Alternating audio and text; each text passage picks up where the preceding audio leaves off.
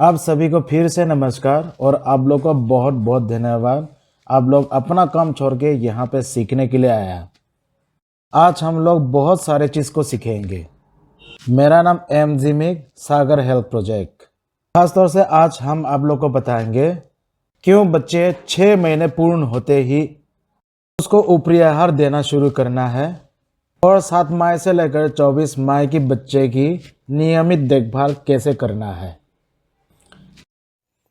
शिशु और छोटे बच्चों का पोषण बहुत महत्वपूर्ण है क्योंकि वे कुपोषण की जल्दी शिकार हो सकते हैं।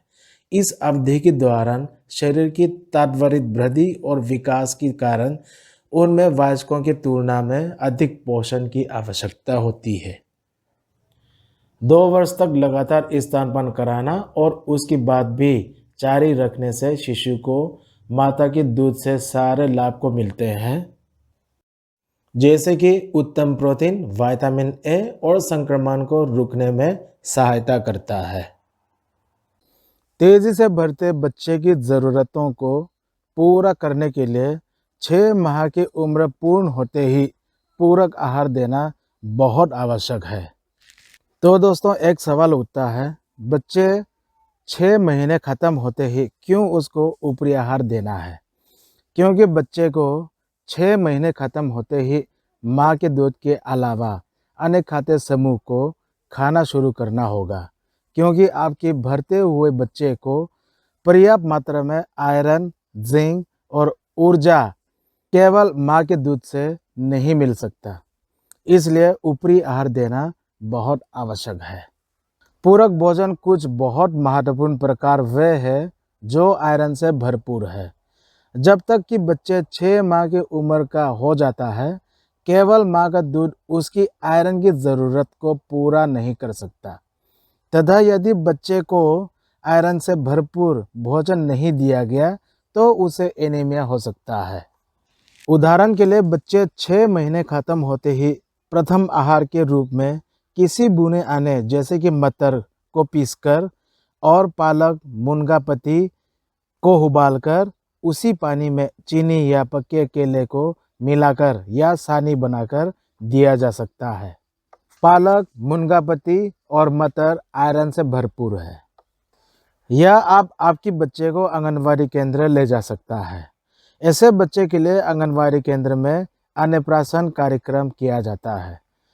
इसी कार्यक्रम में बच्चे और माता को आंगनवाड़ी कार्यकर्ता पोषण आहार या THR पैकेट देती है।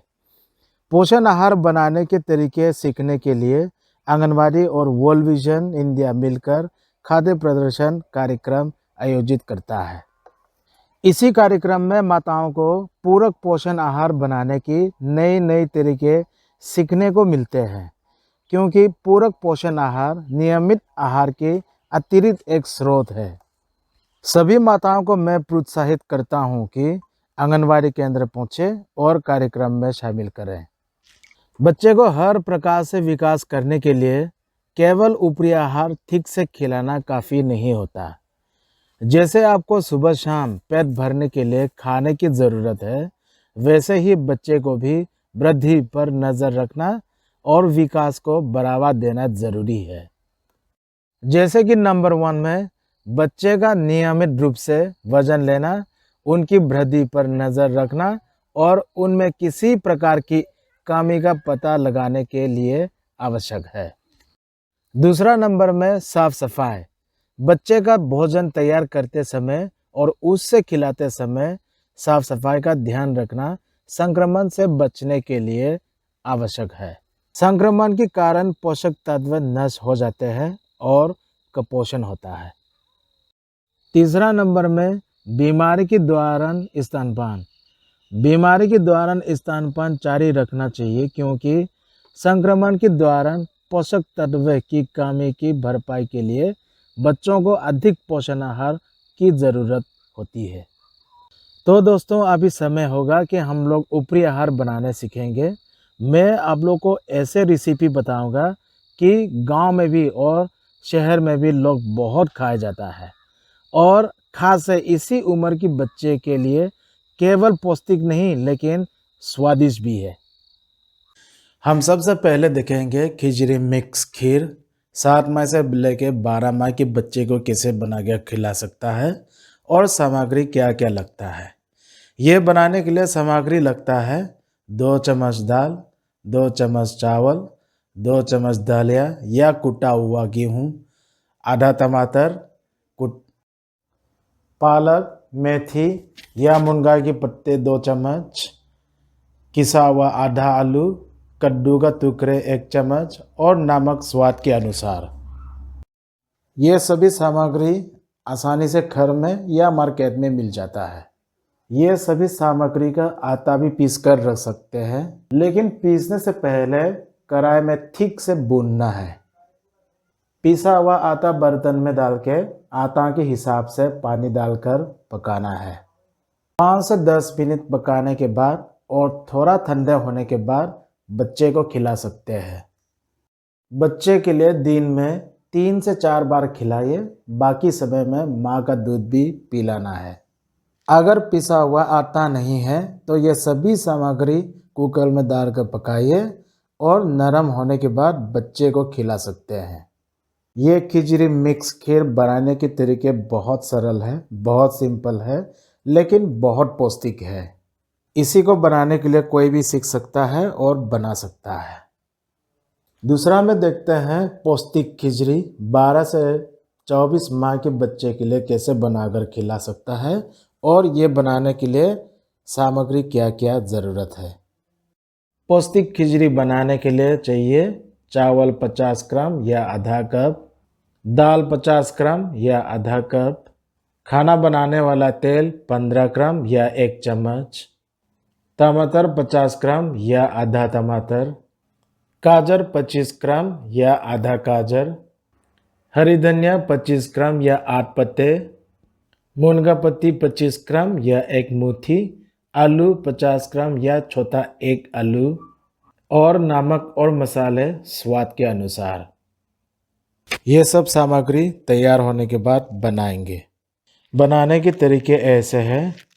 सबसे पहले सब्जियों को अच्छे से धोकर काट ले और चावल को धोकर 15 से 20 मिनट तक भिगोएं। तेल को गरम करें और उसको प्याज और जीरा को भूरा होने तक भूनें। भिगोए हुए दाल और चावल को उसमें डालें और मात्रा के अनुसार पानी डालें और गलने तक पकाएं। 15 से 20 मिनट तक खिचड़ी पक जाएंगे और उसके बाद थोड़ा ठंडा होने पर हरी धनिया डालकर बच्चे को खिला सकते हैं। मैंने भी ऐसे बना के खाया था, बहुत अच्छा लगता है और बनाना में भी बहुत आसान है। आप लोग ज़रूर से माताओं को भी ये बनाना सिखाइए। ये खिचड़ी हर बच्चे को खाना बहुत ज़रूरी है। ये केवल स्वादिष्ट नहीं लेकिन पौष्टिक भी है और बच्चे को दूसरा भी बना के भी खिला सकता है, जैसे कि सूजी की हलवा और आंगनबाड़ी केंद्र की खिचड़ी। आप लोग हर घर में जाइए और गर्भवती माताएं और बच्चे को सिखाइए कि ज़रूर से आंगनबाड़ी केंद्र जाए और THR और अन्य सुविधाएं को प्राप्त कर ले। और दोस्तों, हम अभी आप लोग को बताएंगे कि हर उम्र के बच्चे को कैसे खाना खिलाएं और कितना मात्रा की खिलाना है। सबसे पहले 7 से 9 माह के बच्चे को भोजन कराना। 7 से 9 माह के बच्चे को दिन में 4 बार खाना खिलाना चाहिए और भोजन सभी 3 खाद्य समूह से देना है। दूसरा में आयरन और विटामिन ए से भरपूर चीज़ भोजन में शामिल करना है। तीसरा में और बहुत महत्वपूर्ण स्तनपान को जारी रखना है। और चौथा में बच्चे को एक अलग कटोरी में खाना खिलाना चाहिए ताकि माँ को पता चले कि बच्चे ने कितना खाना खाया है।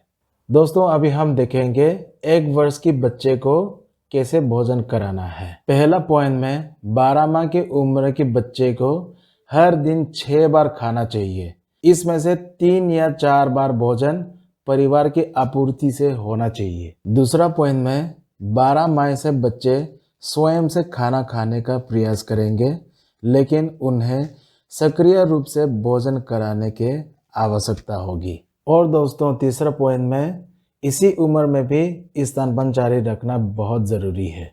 दोस्तों अभी हम लोग देखेंगे 1 से 2 वर्ष तक की बच्चे को कैसे भोजन कराना है। इस उम्र के बच्चे को दिन में 6 बार खाना चाहिए।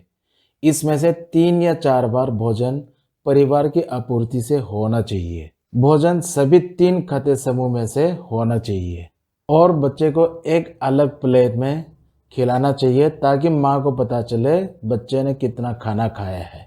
और इसी उम्र में भी स्तनपान जारी रखना ज़रूरी है।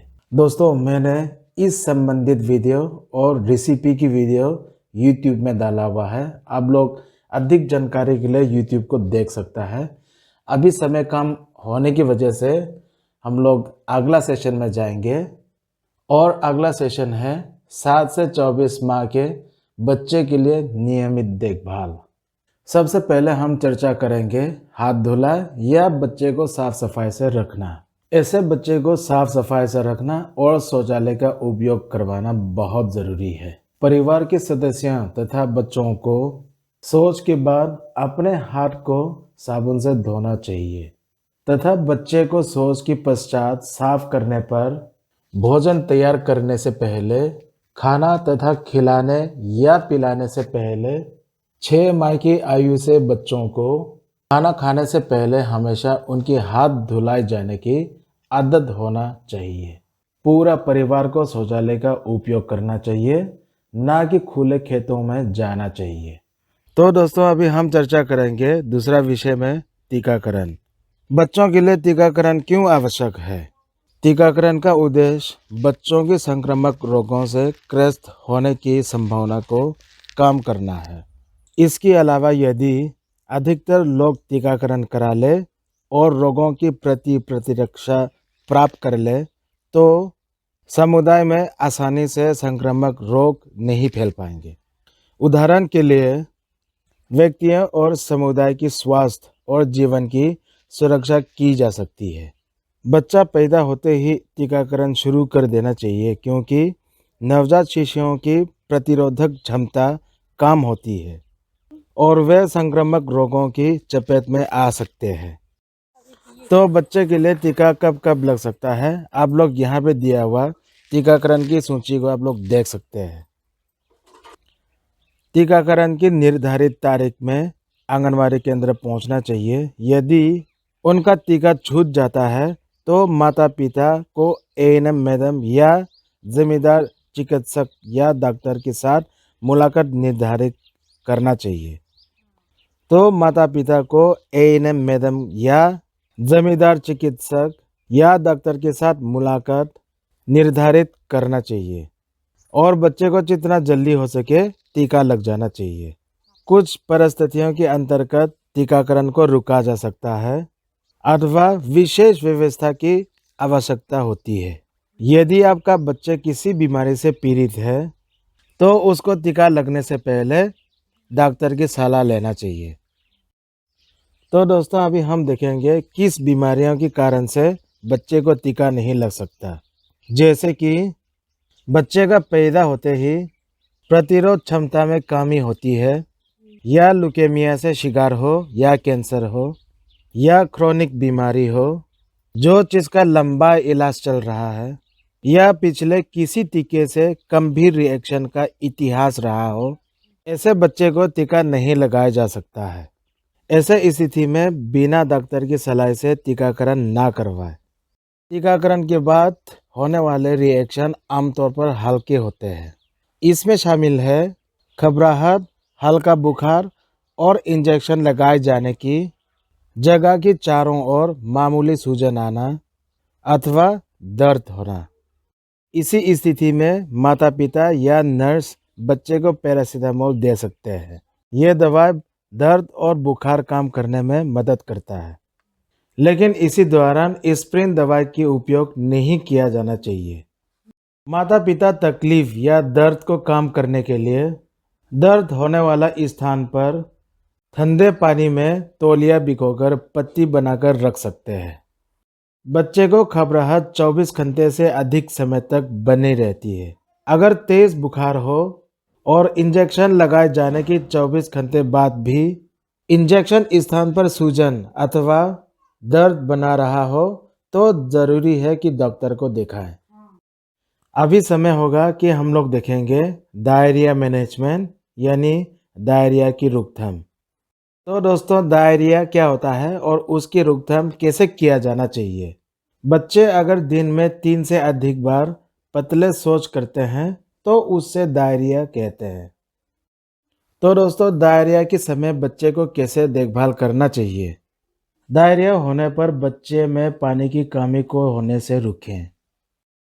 डायरिया शरीर से तरल पदार्थ खत्म कर बच्चे के शरीर में पानी की कमी करके मारता है। जैसे डायरिया शुरू होता है, बच्चे को नियमित भोजन के साथ अतिरिक्त तरल पदार्थ जरूर देना चाहिए। दूसरा, देखभाल में जिंक और ओआरएस खिलाना। ओआरएस शरीर में पानी की कमी को रोकता है तथा उपचार भी करता है। जिंक डायरिया की गंभीरता को कम करने में मदद करता है तथा भविष्य में डायरिया को रोक सकता है। और जिंक भूख तथा बच्चे की विकास को बेहतर करता है। जिंक 14 दिन तक एक गोली प्रतिदिन दे सकते हैं। अगर बच्चे 6 महीने से छोटा है तो आधी गोली माँ के दूध में पीसकर दे सकता है और आधी गोली माँ खा सकती है। ओआरएस बच्चे को ठीक नहीं होने तक पिला सकते हैं। अगर बच्चे 6 महीने से छोटा है तो उसको ओआरएस नहीं देना है। डायरिया होने पर एक बच्चे को नियमित रूप से खाना जारी रखना चाहिए। डायरिया से उभरने के दौरान 15 दिन तक एक अतिरिक्त भोजन देना बहुत ज़रूरी है और स्तनपान भी जारी रखना चाहिए। डायरिया होने पर बच्चे को ज़रूर 24 घंटे के भीतर अस्पताल ले जाना चाहिए। अगर बच्चे को शौच में खून आ रहा है या 14 दिनों तक रुक नहीं रहा है तो ज़रूर से अस्पताल ले जाइए। दोस्तों, मैंने ओआरएस और जिंक बनाने का तरीका और खिलाने का तरीका वीडियो बना के यूट्यूब में डाला हुआ है, आप लोग उसे ज़रूर से देखिए। न्यूमोनिया सीने का एक संक्रमण है जिसमें तरल भर जाता है तथा बच्चा सांस नहीं ले पाता। यह जीवन को खतरे में डालने वाली एक बीमारी है जिससे तुरंत स्वास्थ्य केंद्र पर उपचार की आवश्यकता होती है। एक नवजात या एक बच्चा जो बहुत तेज़ी से सांस ले रहा हो या कठिनाई से सांस ले रहा हो सकता है उसको न्यूमोनिया हो। कई बच्चे खैरों पर मरते हैं क्योंकि उनकी देखभाल करने वाली बीमारी की गंभीरता तथा चिकित्सीय देखभाल की आवश्यकता को नहीं जान पाते हैं। न्यूमोनिया होने पर बच्चे की सांसें तेजी चलती है और खांसी भी होती है। न्यूमोनिया के इलाज स्वास्थ्य केंद्र में ही करवाना चाहिए। अगर बच्चे को तेज बुखार है, सांसें तेजी से चल रही हो और खांसी चल रही हो, ऐसे लक्षण होने पर बच्चों को 24 घंटे के अंदर स्वास्थ्य केंद्र ले जाना आवश्यक है। और दोस्तों, बच्चे में कुछ ऐसे भी सामान्य लक्षण हैं जैसे कि बच्चे कुछ भी चूसने, खाने या पीने में सक्षम नहीं है या बच्चा सब कुछ उल्टी कर देता है, बच्चे अधिकतर नींद या अचेत है तो उससे तुरंत अस्पताल ले जाना बहुत ज़रूरी है। और ऐसे बहुत सारे बीमारियां हैं जो बच्चे के लिए खतरा बन सकता है, जैसे कि मलेरिया। तो दोस्तों, अभी हम लोग देखेंगे मलेरिया की रोकथाम। मलेरिया एक संक्रामक रोग है जो मच्छरों की काटने से फैलता है। कीटाणुनाशक उपचार किया मच्छरदानी के भीतर सोना मच्छरों की काटने से बचने का सबसे अच्छा तरीका है। तेजी से बुखार होने पर उससे 24 घंटे के भीतर स्वास्थ्य केंद्र ले जाना चाहिए। वे डायग्नोस्टिक जांच के दौरान बच्चे में मलेरिया की जांच करेंगे। यदि मलेरिया पाया जाता है, मलेरिया रोधी उपचार द्वारा बच्चे का इलाज कराएं। और दोस्तों, अभी बीमारियों के अलावा बच्चों को कैसे घर में देखभाल कर सकता है, उसी के बारे में हम अभी थोड़ा चर्चा करेंगे। नंबर 1 में हम चर्चा करेंगे बच्चे को पानी में डूबने से बचाना। बच्चे कम पानी में भी 2 मिनट से कम में डूब सकता है। उन्हें पानी में या उसके आसपास कभी भी अकेला नहीं छोड़ना चाहिए। नंबर 2 में जलने से बचाना। बच्चे को आग, स्टोव, उबलते पानी गर्म तरल पदार्थ तथा गर्म भोजन से दूर रखना है। छोटे बच्चों में गिरना चोट लगना का बड़ा कारण होता है। सीढ़ियाँ, बरामदा, खिड़कियाँ तथा खेलने और सोने की जगह टैग लगाकर सुरक्षित बनाए जा सकते हैं। और 4 नंबर में बहुत ज़रूरी है, हानिकारक रसायनों तथा दवाओं से सुरक्षित रखें। दवाएं, जहर, कीटनाशक, ब्लीच, एसिड, उर्वरक, पेट्रोल और केरोसिन बच्चों की नज़र की पहुंच से दूर रखिए। 5 नंबर में हथियार सुरक्षित जगह में रखिए, जैसे कि छुरी, चाकू, कैंची, ब्लेड, फूटा हुआ कांच बच्चे की नज़र की पहुंच से दूर रखिए। नेक्स्ट पॉइंट में दम घुटने से बचाएं बच्चे को। प्लास्टिक की थैली सुरक्षित जगह में रखना चाहिए, बच्चों के सामने में या नज़दीक में नहीं रखना है। दोस्तों, आखिरी पॉइंट में हम लोग देखेंगे बच्चे की गले से अटकने वाले चीज़ को बचाएं, जैसे कि सिक्के, बादाम, बटन और कंचे को खेलने के लिए ना दें। और बच्चे की भोजन छोटे टुकड़ों में कटा होना चाहिए, जिससे बच्चे आसानी से चबाकर खा सके।